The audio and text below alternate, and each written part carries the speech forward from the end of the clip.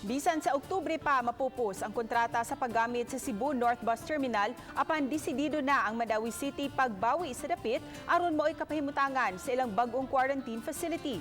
Ang report ni Nico Sereno.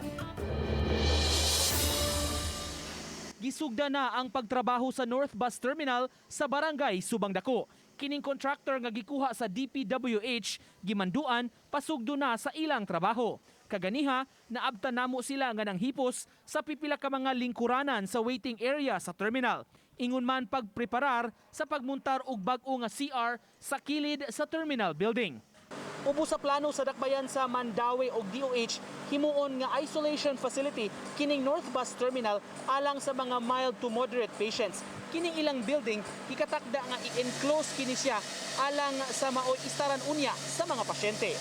Ang terminal nagbarug sa yuta nga iya sa Mandaue apan giduma sa Cebu City ug gipadagan og kooperatiba. Sa Oktubre paunta matapos ang kontrata sa paggamit sa yuta apan desidido ang Mandaue gamito na ang dapit. Matud sa City Hall, ipa-pre-terminate na nila ang kontrata. Dili na ingon nga pahawa na mo diha, mahawa lang gyud. Alang-alang makigdog may inya sa mga pasyente diha sa COVID.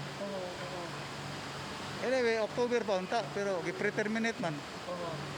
Between Cebu City and Mandaue, gi-pre-terminate so terminus mami sa Cebu City. Sa nahaunang interview kang Mayor Jonas Cortez, pipila ka semana ang nakalabay, gipasabot niya ang importansya nga makakita og bag-o nga pasilidad alang sa mga COVID patients.